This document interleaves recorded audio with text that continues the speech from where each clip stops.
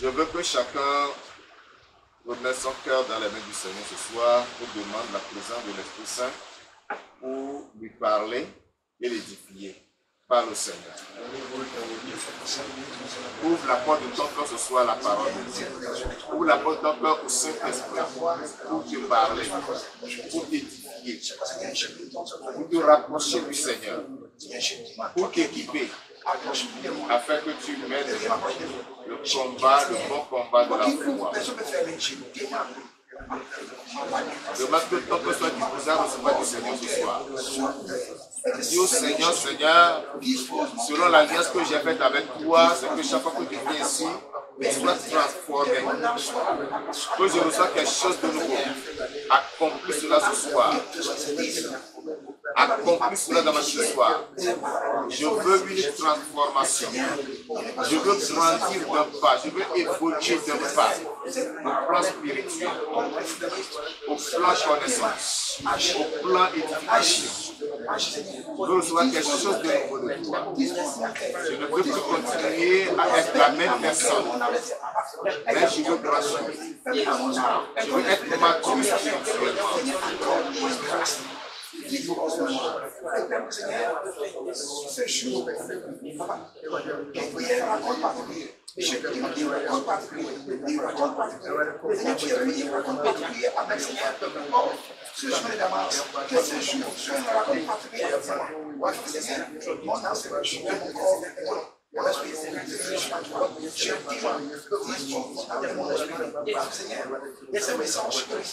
Au nom de Jésus de Nazareth, nous prions. Amen. Notre Père et notre Dieu, nous voulons te rendre gloire et te magnifier ce soir pour ta grâce et ta bonté qui nous réunissent à tes pieds. Nous sommes là en tant que tes disciples. Nous voulons être formés, être édifiés. Nous voulons apprendre, Papa du haut des cieux.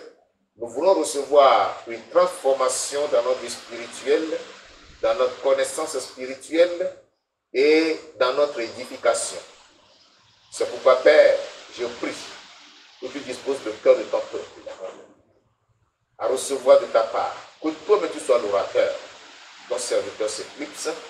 Tu donnes toute la place afin que tu t'imposes à travers l'enseignement de ta parole afin que tu sois. Ouvre la permanence spirituelle de tes enfants afin qu'ils reçoivent de toi, qu'ils comprennent ta volonté, ton plan pour eux.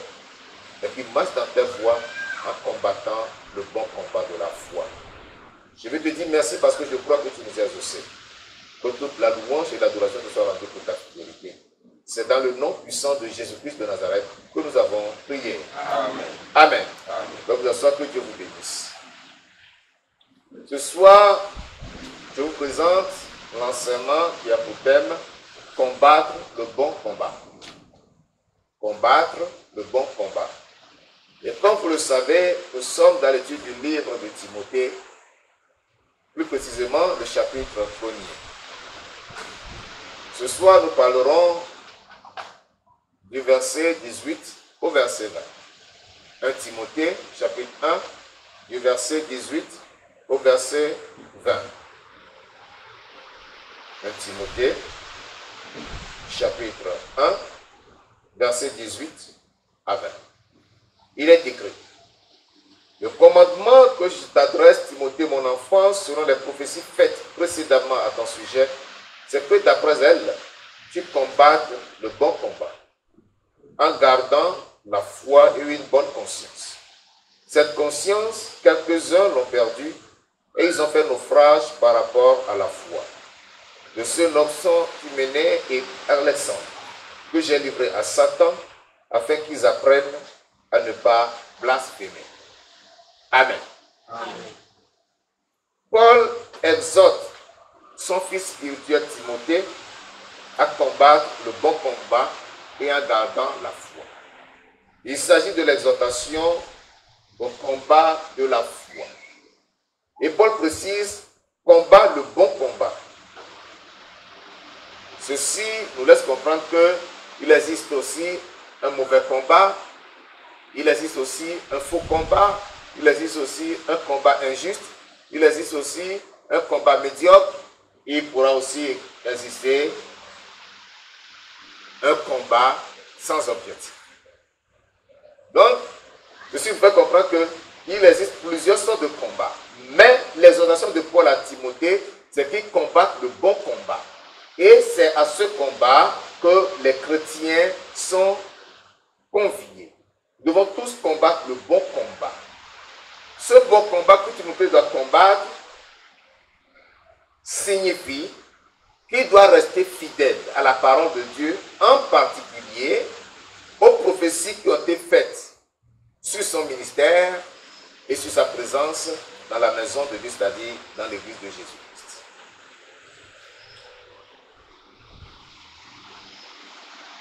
Timothée était l'enfant spirituel de Paul. Et lors de sa présentation ou de son ordination, lorsque les anciens de l'église lui ont imposé les mains, une prophétie a été donnée, des prophéties ont été données.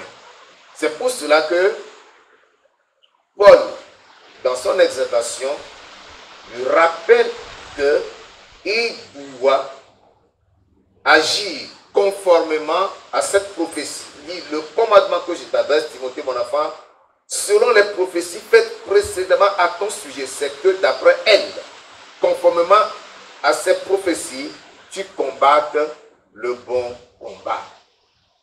Alléluia. Amen. Cela est très important. Chacun de nous est appelé à un ministère, à un ouvrage, à une œuvre particulière dans la maison de Dieu. Et selon l'appel que tu as reçu, il faut que tu restes fidèle et que tu accomplisses ton appel conformément à cet appel.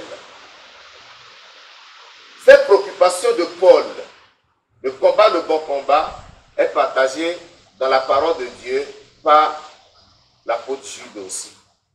Dans son épître, que nous connaissons bien, il disait ceci dans Jude chapitre 1, ce n'est qu'un seul chapitre, au verset 3, Jude, c'est le livre qui vient tout juste avant l'Apocalypse. Jude chapitre 1, le verset 3, où il est écrit, « Bien-aimés, comme je désirais vivement vous écrire au sujet de notre salut commun, je me suis senti obligé de le faire afin de vous exhorter à combattre pour la foi qui a été transmise aux saints une fois pour toutes. » Il parle aussi du combat de la foi. Combattre pour la foi qui a été transmise aux saints une fois pour toutes. Parce que cette foi n'est pas transmise deux fois, mais c'est une seule fois que la foi nous est communiquée. Alléluia. C'est une fois que nous sommes appelés à développer, à approfondir, à faire croître. Nous devons combattre pour cette foi. Ce combat de la foi doit être le vivre indispensable de la qualification du croyant pour le ciel. Ça voudra dire quoi? Ça voudra dire que chaque jour, tu dois veiller à combattre le combat de la foi pour que tu puisses garder tes regards fixés sur le ciel de manière à ce que rien ne te dévie de ce chemin. Alléluia. Perdre de vue le combat spirituel, le combat de la foi, va t'amener à dévier du bon chemin, du chemin qui conduit au paradis, et tu vas sombrer dans la rétrogradation, ou pire, dans l'apostasie. Donc, Paul voudrait réellement préserver Timothée de la chute, de l'apostasie, parce que des gens enseignaient déjà des choses erronées disant que la résurrection a déjà lieu, que l'enlèvement a déjà lieu, ce qui était une fausse doctrine grave. Timothée devait garder la foi en combattant le bon combat. C'est pourquoi je vais parler ce soir, premièrement, des implications du combat de la foi. Qu'est-ce que le combat de la foi implique? Qu'est-ce qui rentre dans le combat de la foi? Lorsqu'on parle du combat de la foi, quels sont les éléments? Qu'est-ce que nous devons comprendre et quels sont les éléments qui rentrent dans ce combat? Qu'est-ce que ce combat exige? Qu'est-ce que ce combat demande? Je parlerai ensuite, en deuxième position, de la bonne conscience du serviteur de Christ. Parce que tout serviteur de Christ doit avoir une bonne conscience. Lorsque tu as une conscience souillée, à cause du péché, tu vis dans l'hypocrisie, tu vis dans le péché et tu veux servir Christ, ta conscience est souillée, ta conscience n'est pas bonne, ta conscience n'est pas tranquille. Tu as une conscience qui te condamne, tu as une conscience pleine de péché, tu as une conscience chargée. Tu ne peux pas servir Dieu, tu ne pourras pas avancer. C'est pourquoi il est très important que nous puissions garder une bonne conscience. Une conscience bonne devant Dieu et devant les hommes. Enfin, en troisième partie, nous parlerons, selon notre texte toujours, de la nécessité de la discipline de l'Église. La nécessité de la discipline. La discipline est nécessaire dans l'Église pour pouvoir purifier l'Église, pour pouvoir semer la crainte de Dieu dans le cœur des croyants, dans le but de les empêcher de commettre le péché. Il faut la discipline dans l'Église pour pouvoir former et purifier ceux qui tombent dans le péché. Et ainsi les préserver de l'apostasie. Je reviens au premier point. Les implications du combat de la foi. Retournons dans notre texte de 1 Timothée, chapitre 1. Nous lisons uniquement le verset 18. 1 Timothée, chapitre 1, le verset 18. Le commandement que je t'adresse, Timothée, mon enfant, selon les prophéties faites précédemment à ton sujet, c'est que d'après elles, tu combattes le bon combat.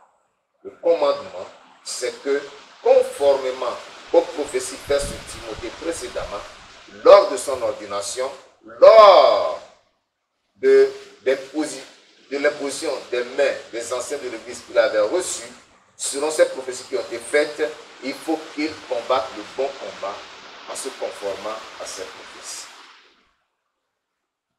Ce que je voudrais dire ici, sans risque de me répéter, c'est que des prophéties ont été prononcées au sujet de la volonté de Dieu concernant le mystère de Timothée dans l'Église. Des prophéties ont été données. Parce que dans l'Église, il n'y avait pas que des apôtres, mais il y avait aussi des prophètes.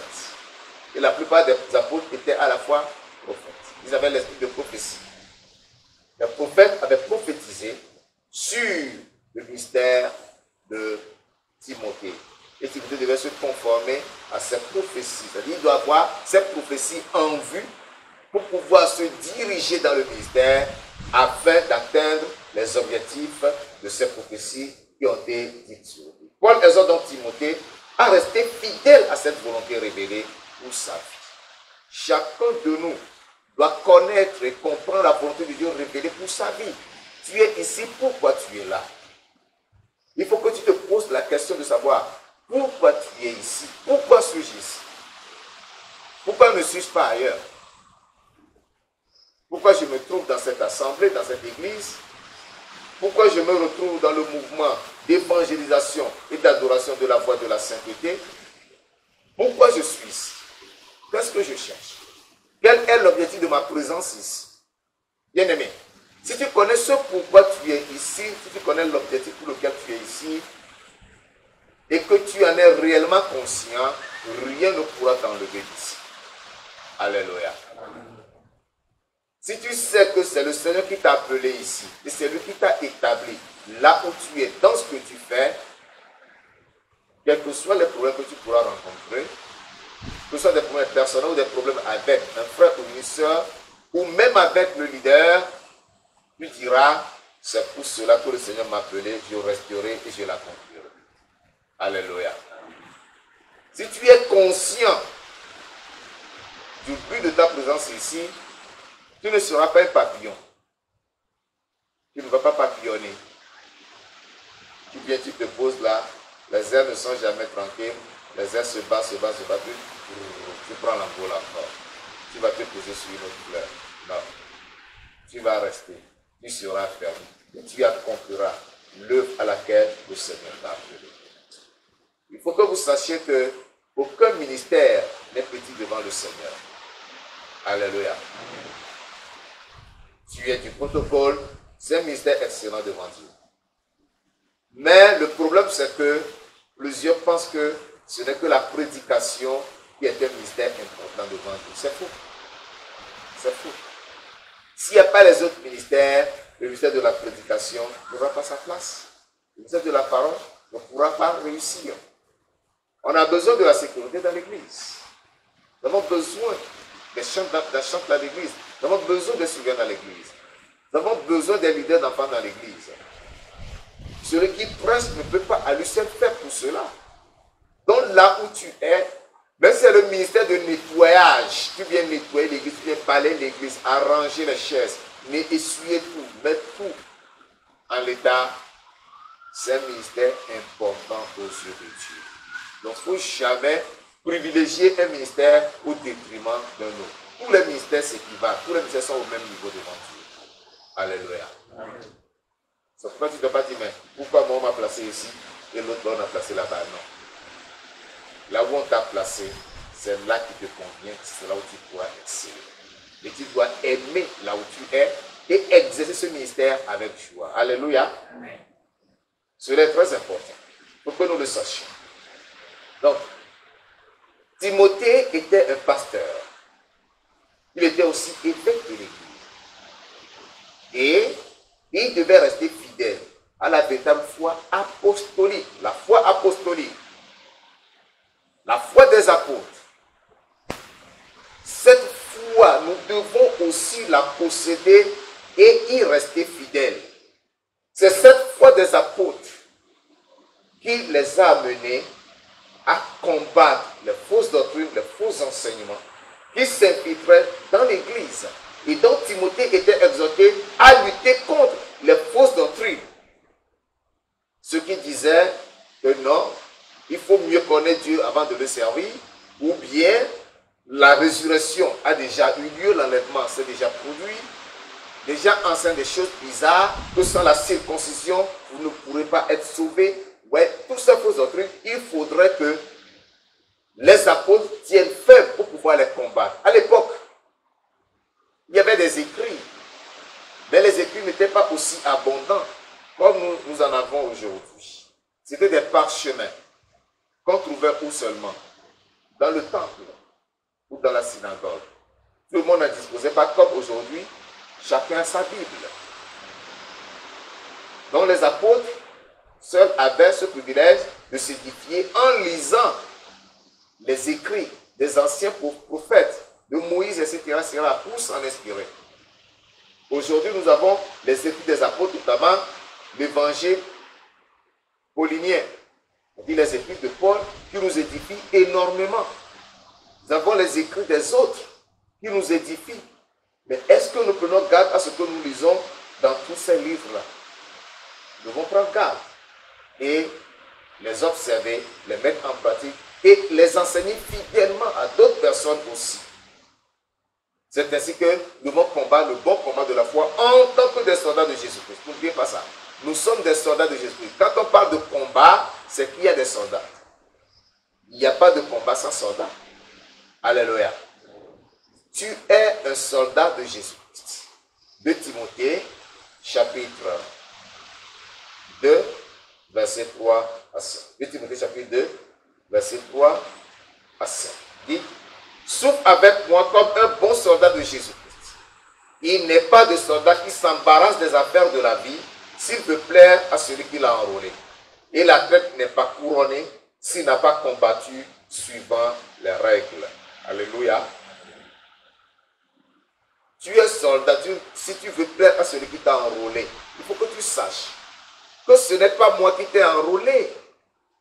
Ce n'est pas moi qui t'ai recruté. Ce n'est pas moi qui t'ai engagé dans cette armée. Le chef suprême de l'armée s'appelle Jésus-Christ, le roi des rois. C'est lui qui t'a embarqué dans cette armée, c'est lui qui t'a recruté, c'est lui qui t'a dégré dans cette armée.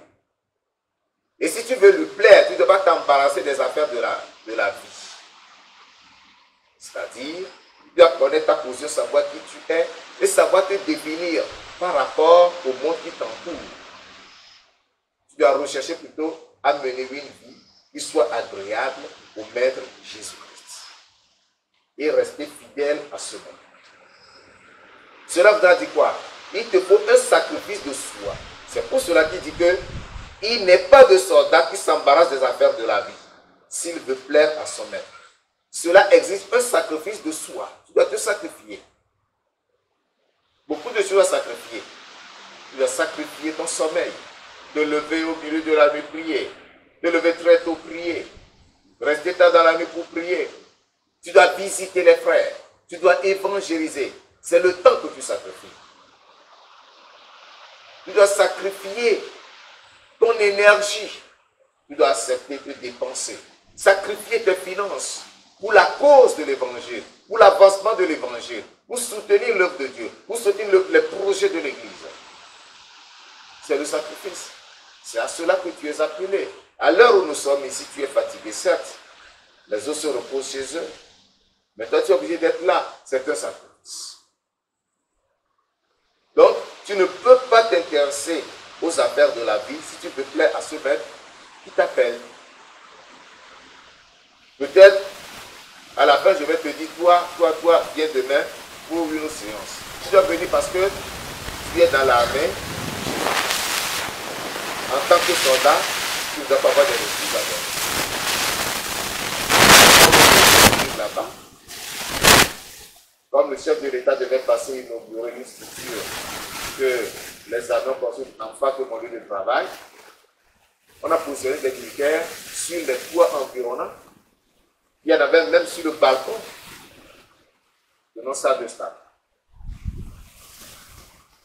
On les voyait partout sur les étages, bien armés, sous le soleil. Ils sont obligés de plaire à celui qui les a embarqués, à celui qui les a enrôlés. Qui les a enrôlés? C'est le chef de l'État. Celui qui a signé leur décret d'intégration ou bien d'incorporation. C'est ça. Ils doivent lui plaire de faire ce travail. Il y avait le soleil, mais ils étaient obligés de rester. Même si la pluie tombait, ils devaient rester sous la pluie. C'est ce que nous devons savoir. C'est ça la vie chrétienne. Lorsque tu te dis que moi je suis ici pour ouvrier de Jésus-Christ, pour serviteur de Dieu, c'est ce à quoi tu t'exposes. Tu n'auras pas d'espèce. Je peux ne pas vous prévenir et j'appelle à 20h pour dire à minuit, venez pour la veille de prière. Tu ne vas pas dire non, moi je suis fatigué, je vais dormir déjà. Tu dois comprendre que tu es un soldat de Jésus-Christ. Et que tu dois comprendre que tu dois te lever. Parce que le soldat, quand la trompette sonne au camp là, tu n'as pas besoin qu'on te fasse un appel particulier. Donc tu dois comprendre le son de la trompette. Tu dois te lever, tu prends ton habillement, tu files au camp pour prendre ton arme. Tu vas sur le front. C'est ça le soldat. Il n'y a pas d'excuse à présenter. Tu es un soldat, mon frère bien-aimé. C'est ce que implique ce combat de la foi. Tu dois être prêt à répondre à tous les appels. Comprenez cela. Et cela implique également, pour nous chrétiens, que c'est un combat qui embrasse différents domaines, plusieurs domaines. Ce n'est pas un seul domaine. Ces domaines sont la fausse doctrine. Tu dois combattre contre la fausse doctrine. Fermer la bouche aux faux docteurs. Je remercie le Seigneur. Quand je suis revenu aujourd'hui, les frères m'ont fait état de quelqu'un qui est arrivé sous le couvert d'un faux prophète bien connu, et il voudrait enseigner la doctrine de Kakofili. La sœur lui a dit, je suis chez moi, prends ton chemin retour. Alléluia. Il faut fermer la bouche aux faux enseignants. Il ne faut pas leur céder. Tite chapitre 1, verset 10 et 11. Chapitre 1, verset 10 et 11. Il y a en effet surtout parmi vous des circoncis, beaucoup de gens rebelles, de vains discoureurs et de séducteurs, auxquels il faut fermer la bouche. Vous voyez l'église? Ces gens-là n'étaient pas hors de l'église, ils étaient dans l'église. Donc Timothée avait la charge de fermer les tics plutôt ici, avait la charge de fermer la bouche à ces gens-là. Donc s'il y en a parmi nous, comme ça, des gens qui répandent des hérésies, c'est de notre devoir de leur fermer la bouche. On ne doit pas les laisser prospérer dans l'expansion de leur fausseté. Ils progressent des familles entières, enseignant pour un gain honteux ce qu'on ne doit pas enseigner. Vous voyez? On doit leur fermer la bouche. Donc, le combat contre les fausses doctrines. Deuxième combat, c'est le combat contre la chair et ses œuvres. Le combat contre la chair et ses œuvres. Vous savez que la chair et les désirs qui sont contraires à ceux de l'esprit. Ils sont opposés. Et les désirs de la chair ne vous permettent pas de faire ce que vous voulez faire. Donc, toi, en tant que soldat de Jésus-Christ, ton âme n'est pas une âme physique, c'est une âme physique. Tu dois lutter contre la chair, tout en sachant que la chair est ton ennemi numéro 1. Vous lirez Galates chapitre 5 du verset 19 au verset 21 pour comprendre les œuvres de la chair. Troisième domaine de notre combat, ce sont les membres qui sont sur la terre. Ça s'assimile un peu à la chair et à ses œuvres.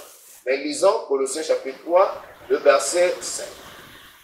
Colossiens chapitre 3, le verset 5.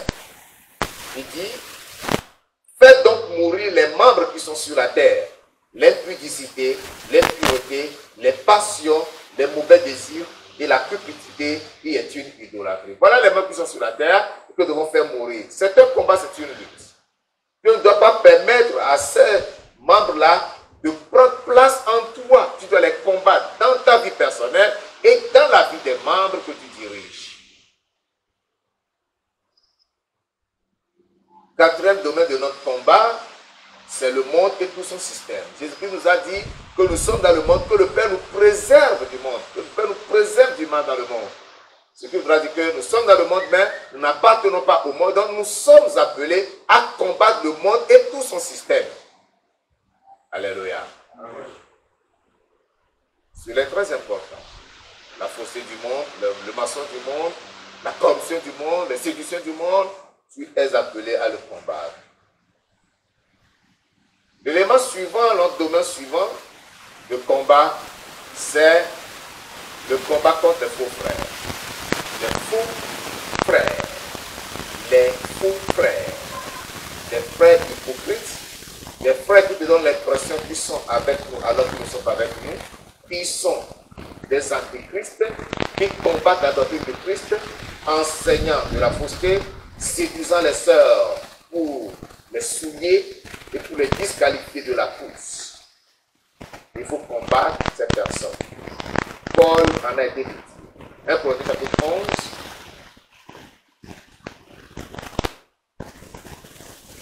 Excusez-moi. Il y a eu une erreur de notation. Il y a eu une erreur de notation, excusez-moi. C'est pas Corinthiens 11. C'est pas Corinthiens 11.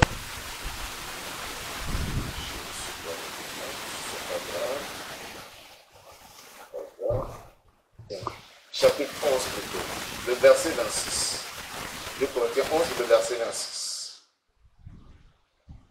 Il fréquemment en voyage, j'ai été en péril sur les fleuves, en péril de la part des brigands, en péril de la part de ceux de ma nation, en péril de la part des païens, en péril dans les villes, en péril dans les déserts, en péril sur la mer, en péril parmi les faux frères. Alléluia. En péril, en danger parmi les faux frères. Ceux qui disent frères, mais qui en réalité ne le sont pas. Tu dois combattre ceux-là, afin de ne pas leur laisser l'occasion de faire prospérer leurs hérésies, leur fausseté, leur hypocrisie. L'autre domaine, le domaine du combat, c'est aussi l'adversité, c'est-à-dire le diable. Le diable. La lutte contre le diable. 1 Pierre chapitre 5, versets 8 et 9. 1 Pierre chapitre 5, verset 8 et 9. Soyez sobres, veillez. Votre adversaire, le diable, rôde comme un lion puissant, cherchant qui il dévorera. Résistez-lui avec une foi ferme, sachant que les mêmes souffrances sont imposées à vos frères dans le monde. Amen. Amen. Votre adversaire, le diable, rôde comme un lion puissant. C'est pourquoi tu dois être sobre, tu dois veiller. Tu dois lutter contre cet ennemi-là, le diable.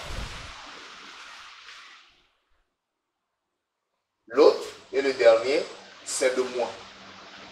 Le moi. Le ego. Ce qui fait que tu t'estimes supérieur aux autres. Ce qui fait que tu cherches seulement ton intérêt. Ce qui fait que tu ne te préoccupes pas des besoins, des problèmes des autres. Ce qui fait que tu ne t'intéresses qu'à toi-même. Tu interprètes tout par rapport à toi-même. Tu dois combattre cela. Et avant de combattre le diable, veille à ce que tu aies combattu ton ego et que tu l'as vaincu. Alléluia. Parce que si le ego est là et que tu veux combattre le diable, c'est faux. Tu seras atteint. Tu ne pourras pas arriver. Voyons 3 Jean chapitre 1. 3 Jean chapitre 1. Troisième épître de Jean. C'est un seul chapitre d'ailleurs. Lisons les versets 9 et 10. J'ai écrit quelques mots à l'église, mais Théophile, qui aime à être le premier parmi eux, vous voyez, le moi, aime être le premier parmi eux, ne nous reçoit point. C'est pourquoi si je vais vous voir, je rappellerai les actes qu'il promet, en tenant contre nous de méchants propos. Non content de cela, il ne reçoit pas les frères, et ceux qui voudraient le faire, il les en empêche et les chasse de l'église. Vous voyez, le moi, l'ego, comment ça se comporte. C'est ça la vie de Théophile. Il voudrait être le premier. Il veut que tout passe par lui. Si c'est quelqu'un d'autre qu'on décide, non, il n'est pas d'accord. Et si quelqu'un veut faire quelque chose de bon, il empêche la personne parce que c'est à lui de le faire, il ne veut pas le faire. Ah, il ne veut même pas le faire. Mais la personne qui veut le faire. Paul nous a présenté, et j'ai dit Paul, et l'apôtre Jean nous l'a présenté, afin que nous sachions que de telles personnes méritent d'être combattues jusqu'à ce qu'ils changent. Le bon combat de la foi, lorsqu'il est combattu, permet de garder une bonne conscience. Alléluia. La bonne conscience. La bonne conscience. Ce qui nous conduit au deuxième point, la bonne conscience du serviteur de Christ. La bonne conscience du serviteur de Christ. Nous retournons dans 1 Timothée, chapitre 1, au verset 19. 1 Timothée, chapitre 1, le verset 19. Il dit, en gardant la foi et une bonne conscience, c'est-à-dire, tu combattes le bon combat en gardant la foi et une bonne conscience. Cette conscience, c'est-à-dire la bonne conscience, quelques-uns l'ont perdue et ils ont fait naufrage par rapport à la foi. Vous comprenez l'importance de cette bonne conscience. Si tu n'as pas la bonne conscience, tu vas faire naufrage par rapport à la foi. Si tu as une conscience morte, une conscience émoussée, une conscience qui ne voit pas, une conscience qui n'a plus de discernement, mon frère, tu vas perdre ta foi, tu vas t'engager dans des choses intimes. La bonne conscience, c'est le soutien et la force même de la foi. La perdre conduit inévitablement au naufrage de la foi. C'est-à-dire, si tu perds la bonne conscience, tu vas faire naufrage. Faire naufrage, c'est quoi? Quand on dit qu'un bateau fait naufrage, c'est que le bateau là s'est noyé dans l'océan. Toute la cargaison est perdue. Tous les trésors sont perdus. Toutes les marchandises, les millions de gens sont perdus. Le navire aussi est perdu. Donc si tu fais naufrage, c'est une comparaison, c'est une métaphore qu'il a utilisée pour nous faire comprendre que lorsque tu perds la bonne conscience, ce qui t'arrive, c'est comme tu deviens comme un bateau qui fait naufrage. C'est que tu es mort spirituellement, tu ne vis plus. Ta foi est morte.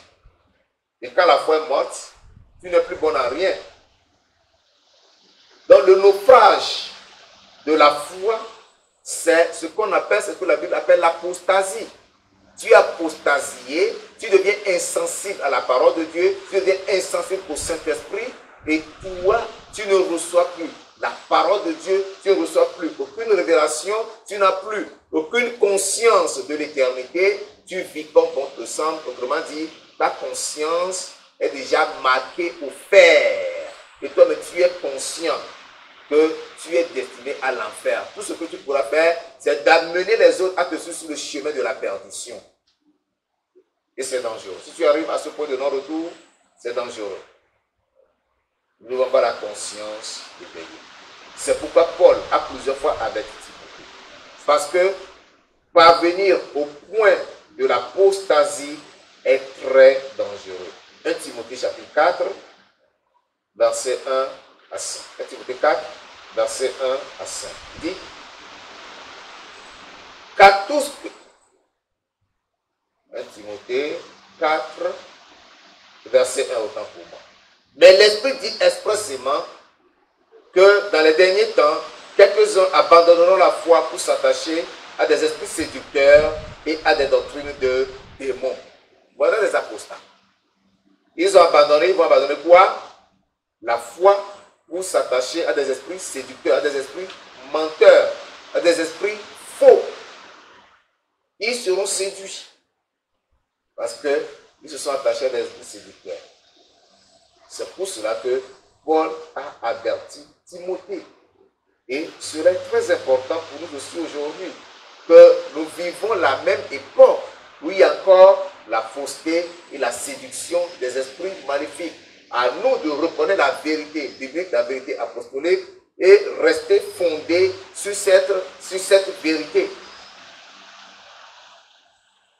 1 Timothée chapitre 5, 1 Timothée chapitre 5, voilà du verset 11 au verset 15. Du verset 11 au verset 15, il est écrit, mais refuse les jeunes veuves, car lorsque la volupté les détache du Christ, elles veulent se marier et se rendent coupables en ce qu'elles violent leur premier engagement. Avec cela étant oisives, elles apprennent à aller de maison en maison et non seulement elles sont oisives, mais encore causeuses et intrigantes, disant ce qu'il ne faut pas dire. Quand on arrive à ce point-là, tu vas commencer à raconter des choses que tu ne dois pas raconter. Dire des choses que tu ne dois pas dire. C'est que tu es mort, double fois mort dans la foi. Ton esprit ne vit plus, ta foi est déjà détruite. C'est ce qui arrive aux jeunes veuves. C'est pourquoi Paul a dit que les jeunes veuves doivent se marier. Verset 14. Je veux donc que les jeunes se marient, c'est-à-dire les jeunes veuves, qu'elles aient des enfants, qu'elles dirigent leur maison, qu'elles ne donnent à l'adversaire aucune occasion de médire. Car déjà quelques-unes se sont détournées pour suivre Satan. C'est-à-dire, ce sont des jeunes veuves apostasiées. Elles se sont apostasiées. Elles sont parvenues au point de l'apostasie. Ils suivent Satan. Ils n'ont plus aucune conscience de la bonne nouvelle, aucune conscience de l'enfer, ni du ciel.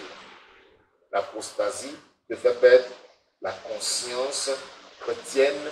Il te dit que non, il existe un enfer à éviter et un paradis à gagner. 1 Timothée, chapitre 6, versets 9 et 10. Timothée 6, versets 9 et 10. Mais ceux qui veulent s'enrichir tombent dans la tentation, dans le piège et dans beaucoup de désirs insensés et pernicieux qui plongent les hommes dans la ruine et la perdition. Car l'amour de l'argent est une racine de tous les maux. Et quelques-uns, en étant possédés, se sont égarés loin de la foi et se sont jetés eux-mêmes dans bien de tourments. Vous voyez ici que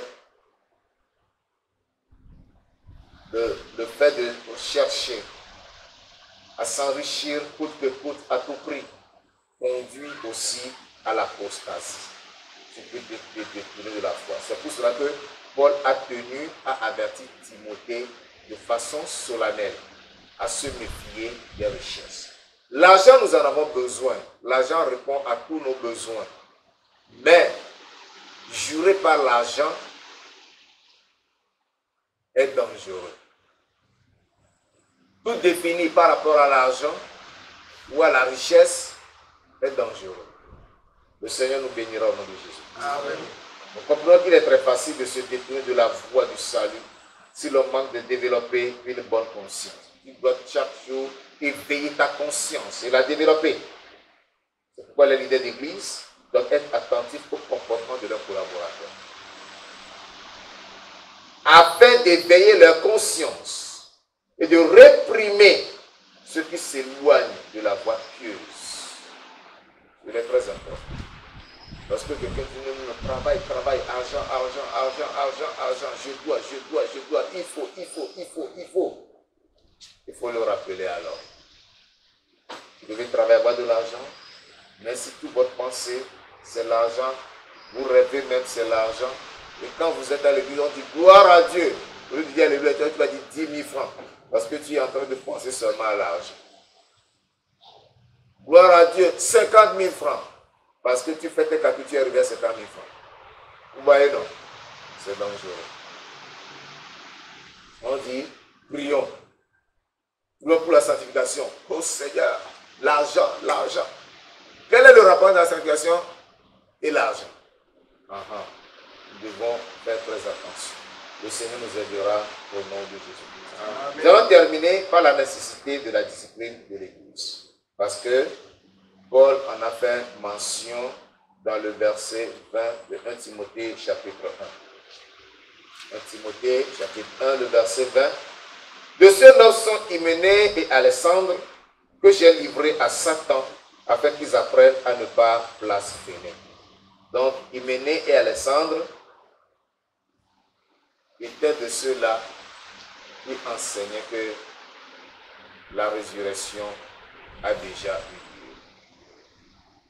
Et comme Hyménée suivait Alexandre, il s'était fait disciple d'Alexandre. Non seulement Alexandre a été mis sous discipline, mais Hyménée aussi a été mis sous discipline.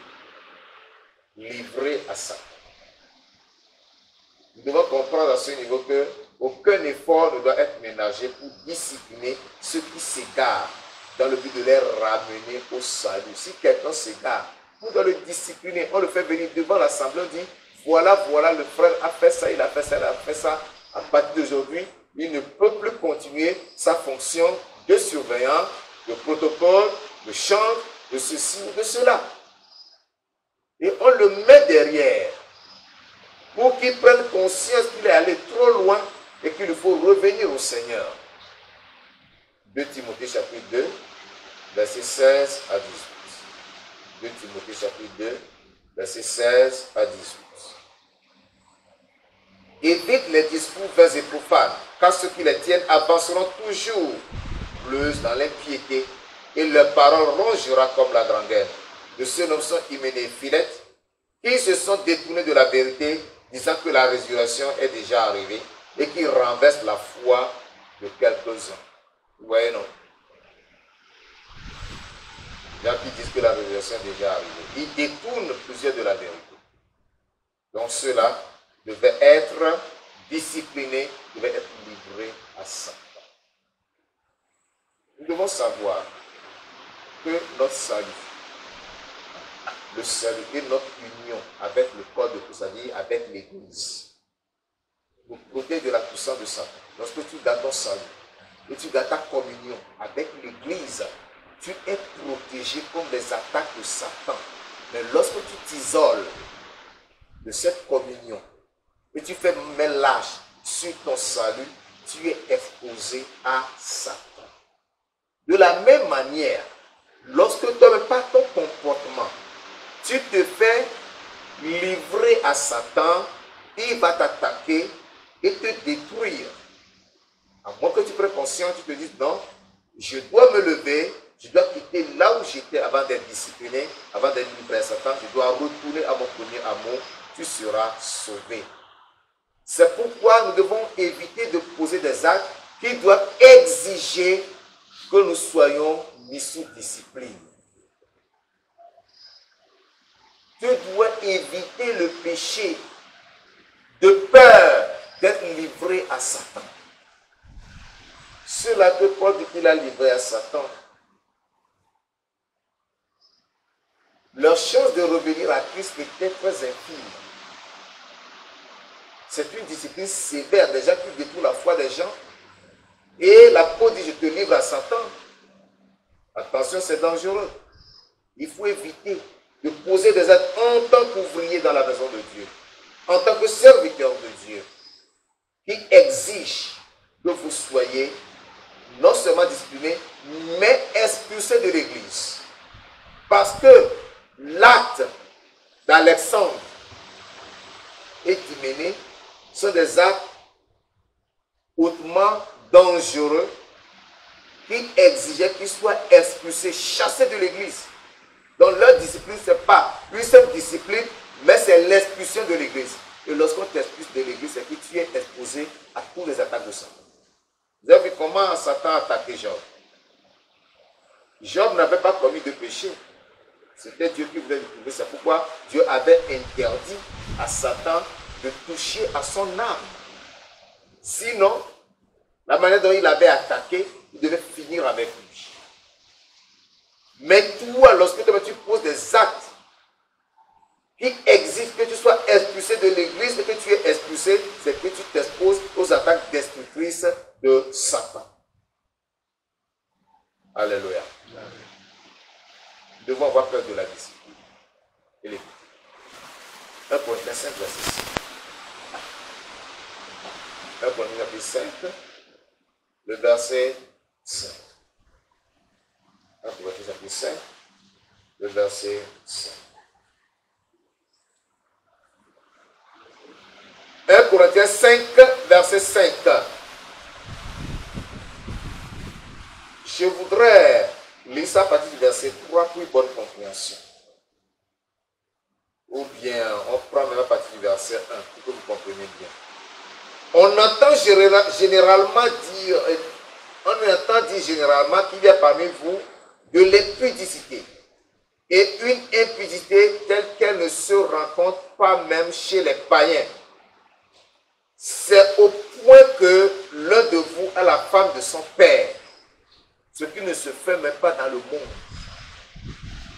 Toi, un chrétien qui va arracher la femme de ton père pour en faire ta femme. Dans le monde, ça n'existe pas. Et c'est dans l'église qu'on le trouve. Et vous êtes enflés d'orgueil. Paul était surpris de leur comportement.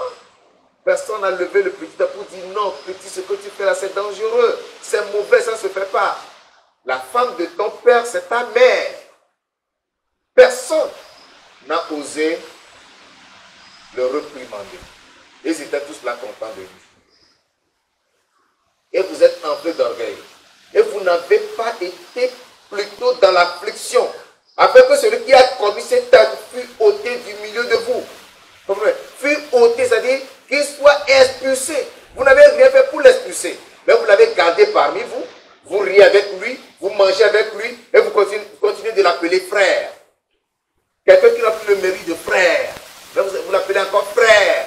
Vous allez chez lui manger avec lui. Vous l'invitez chez vous manger avec vous. Vous riez avec lui. Vous le saluez, vous lui serrez encore la main.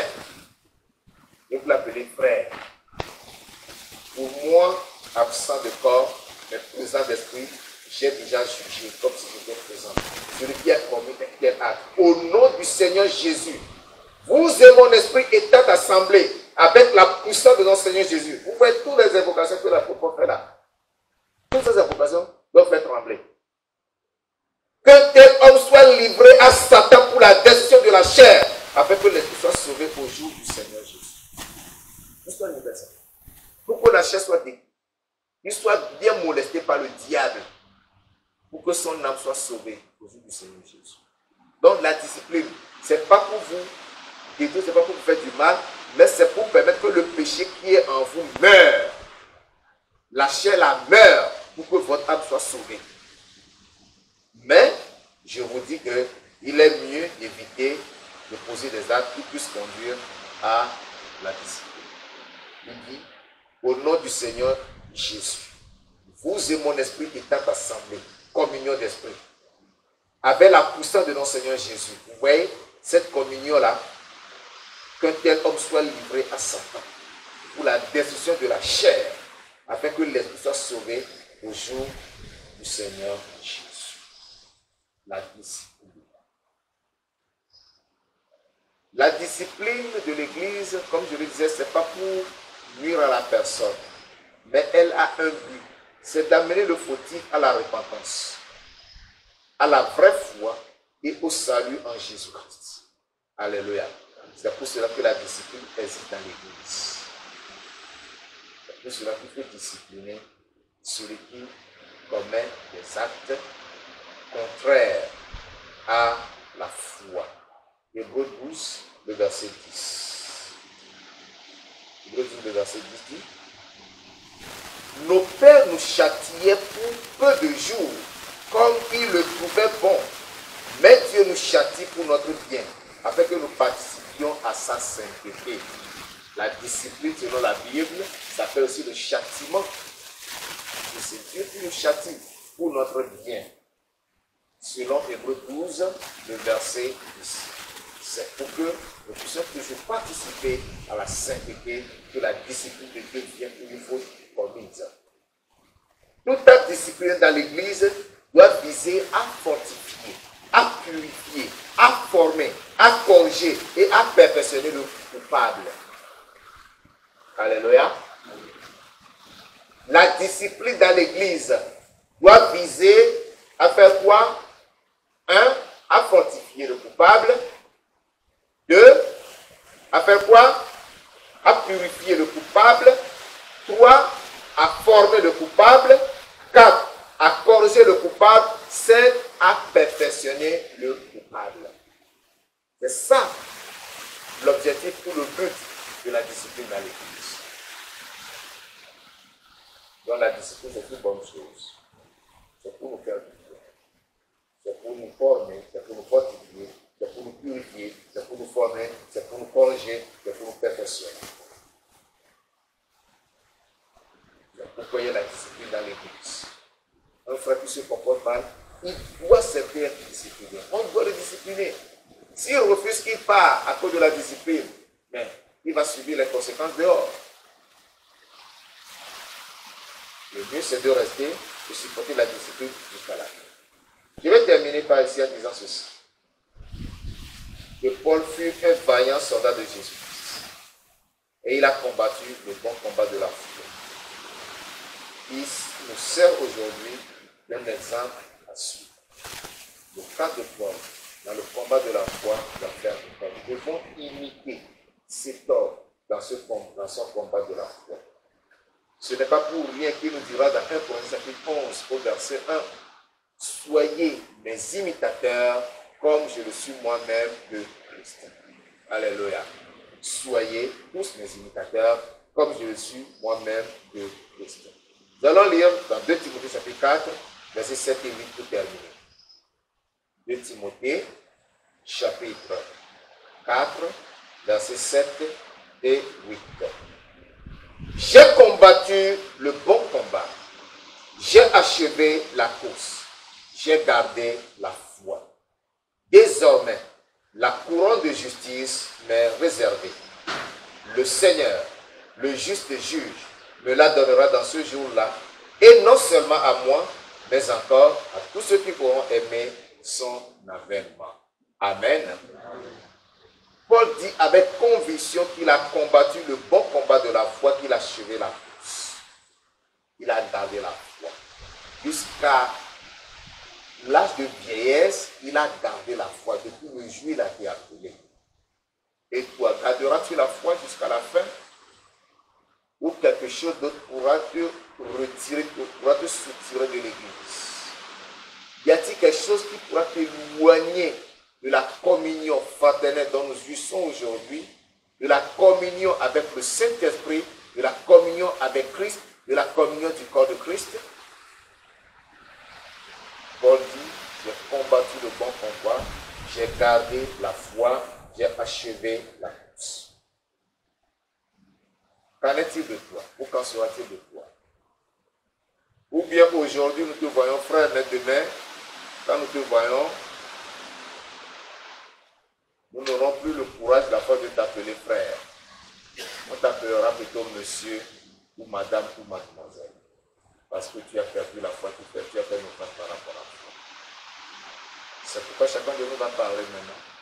Et se recommander à la grâce du Seigneur, que le Seigneur le soutienne, afin qu'il garde la foi jusqu'à la fin de ses jours sur cette terre. Prions le Seigneur. Je veux que tu parles au Seigneur ce soir, mon frère bien-aimé. Parle à Dieu. Parle à Dieu.